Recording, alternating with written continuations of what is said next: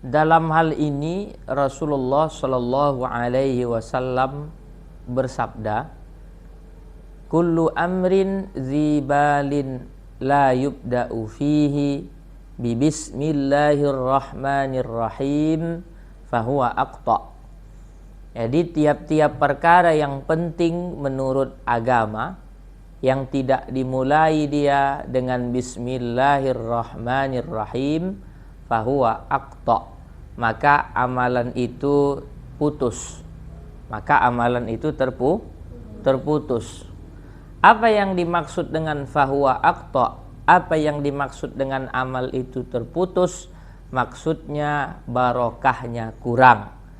Jadi walaupun secara pandangan mata nampak sama antara orang yang makan dengan membaca bismillah dengan orang yang makan yang tidak membaca bismillah, secara pandangan mata nampak sama. Misalnya Rizky makan nasi lah ya, bukan makan piring ya. Makan nasi 1 piring, nasinya 10 centong.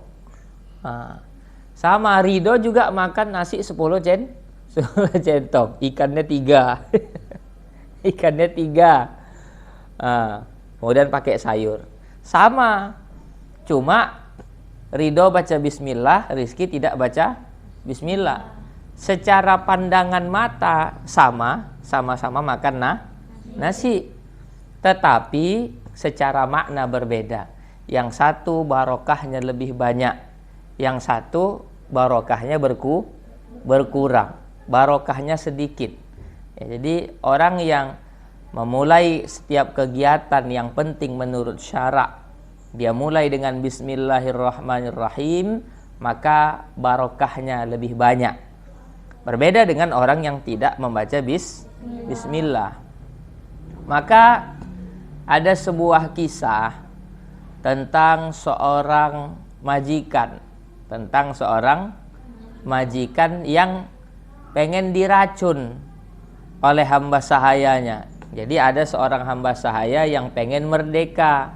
Kemudian karena dia pengen merdeka, akhirnya dia meletakkan racun pada minuman dari majikannya. Tapi setelah diminum oleh majikannya, ternyata majikannya nggak mati.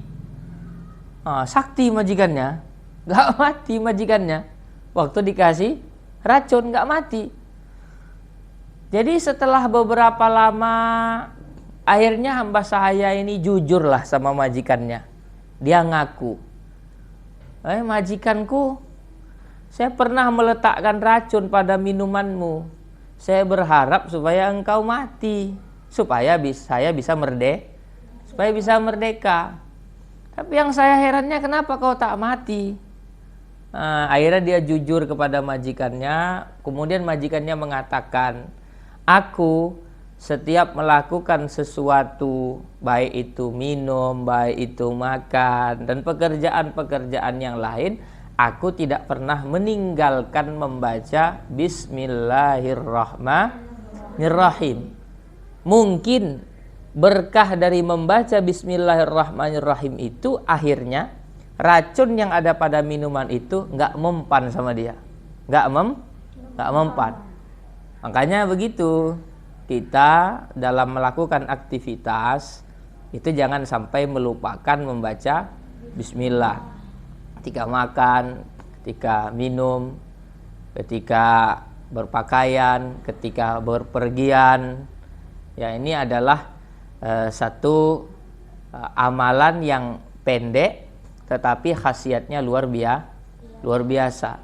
Dan saya sendiri punya pengalaman terhadap kalimat bismillahirrahmanirrahim ini yang tidak perlu untuk diceritakan ya. Nanti kalian anggap pula nanti saya wali nanti ya, nanti payah nanti. Jadi bismillahirrahmanirrahim ini adalah amalan yang sangat luar biasa yang jangan sampai ditinggalkan. Mau tidur baca bismillahirrahmanirrahim.